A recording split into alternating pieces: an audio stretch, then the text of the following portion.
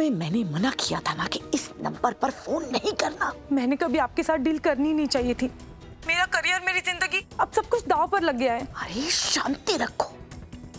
ऐसा क्या हो गया जो इतनी हाय तौबा मचा रही हो? राघव और रीत यहाँ पर आए थे पुलिस लेकर, सबसे पूछताछ कर रहे थे। उन्हें पूरा यकीन है कि उनका बच्चा मरा नहीं, जिंदा है और इसी हॉस्पिटल से गायब हुआ है। आज तो मैं पकड़े ही जाने वाली थी। लेकिन उन्हें पता कैसे चला? अब वो मुझे नहीं पता, ये पता आप लगाओ, क्योंकि अगर मैं पकड़ी गई तो सबसे पहले मैं आपका नाम लूंगी। मेरे साथ आप भी अंदर जाएंगी।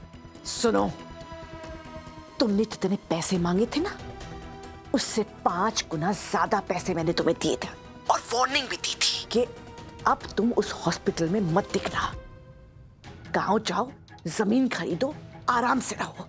लेकिन तुमने मेरी बात नहीं मानी, तो अब कुछ भी हो जाए अपना मुंह बंद रखना। पैसे दिए हैं बच्चा चुराने के, अपनी जान गंवाने के नहीं।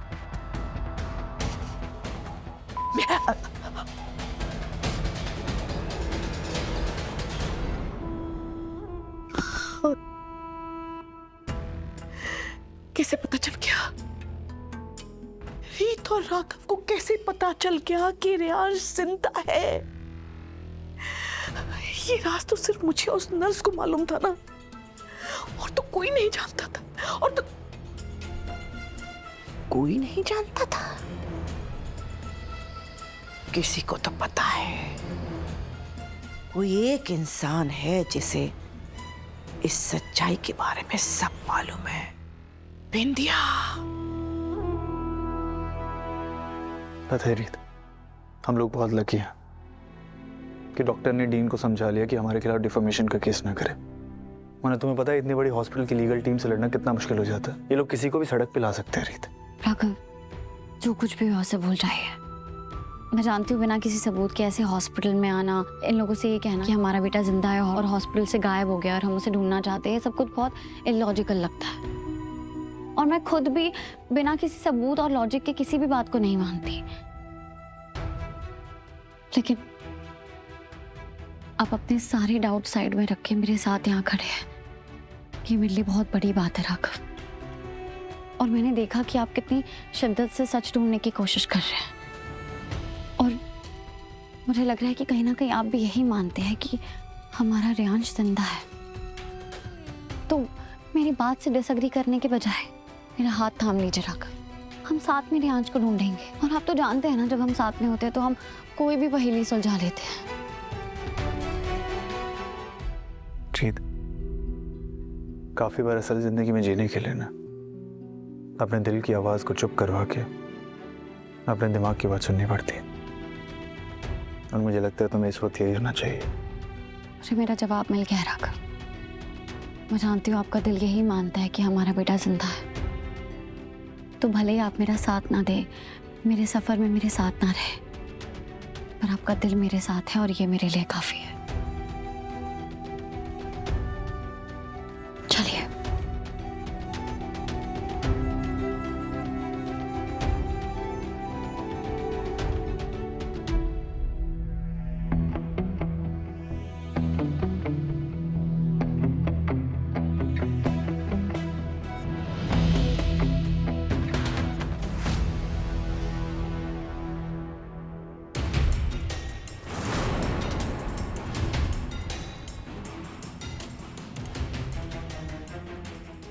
शाली जी, ये क्या कर रही हैं आप?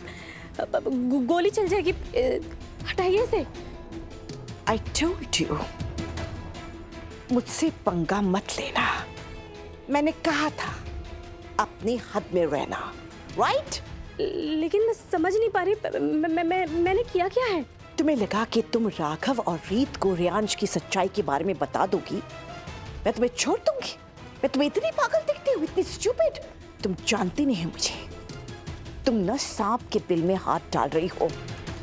अगर तुमने राघव और रीत को रियांश की सच्चाई के बारे में बताया तो मैं तुम्हारी जान ले लूंगी। लीजिए, मार दीजिए मुझे जान से, लेकिन मुझ पे ना ये बेवकूफी वाला इल्जाम मत लगाइए आप। ये क्या नॉनसेंस वाली बातें कर रही हो तुम? नॉनसेंस वाली बात नहीं है, यही सच है। मैं भला ये सब के बारे में क्यों बोलूंगी, क्योंकि मैं तो इस घर में खुद रहना चाहती हूँ और इस बच्चे की माँ कहलाना ही तो वो नींव है जिस पे मेरे सपनों का महल टिका हुआ है। शालिनी जी, सबको पता है का महल, वो सपनों का महल। आप वो सब छोड़िए, आपको बस ये जानने की जरूरत है ये राज मैंने किसी को नहीं बताया है, क्योंकि इस राज के बाहर आने से आपसे ज्यादा तकलीफ मुझे होगी। और अगर आपको फिर भी ऐसा लगता है तो मार दीजिए गोली।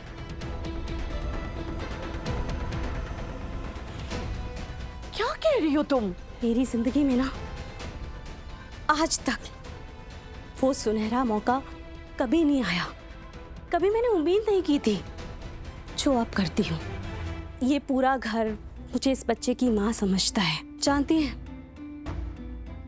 इस बच्चे की माँ के नाटक करने से पहले ना मेरी जिंदगी एकदम नर्क जैसी थी।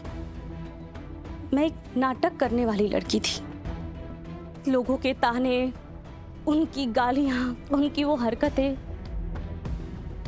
हर चीज सही है मैंने। और अब आपको लगता है मैं ये सब करूंगी? नहीं, ये सब कुछ मैं पीछे छोड़ के अपने सुनहरे भविष्य को देखती हूँ। तो मैं ये सोने के अंडे देने वाली मुर्गी को कैसे मार सकती हूँ? ओह,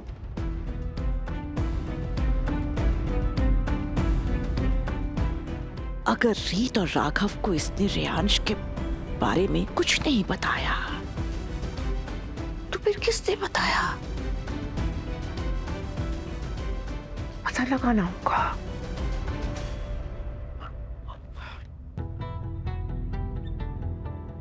ओके, देख लो, बच्चे की देखभाल करो। मैं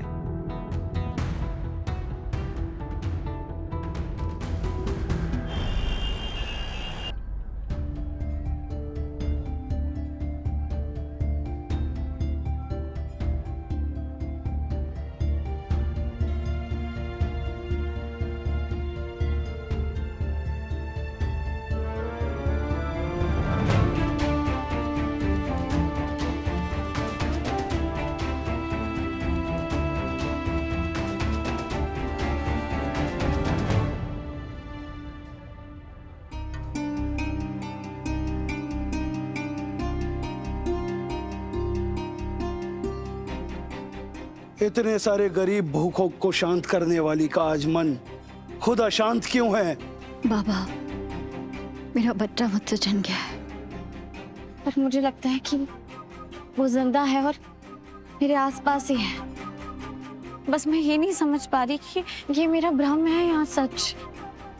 मेरे अपनों को भी ऐसे ही लगता है कि मैं दर्द में कुछ ज्यादा ही सोच रही हूँ।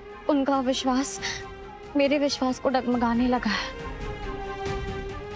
इसलिए मैं यहाँ आ गई ताकि अपने मन को शांत कर सकूं और भगवान से अपने सवालों के जवाब ले सकूं। जो खोया है वो जरूर मिलेगा। अपने विश्वास पे विश्वास रखो, डगमगाने मत दो उसे।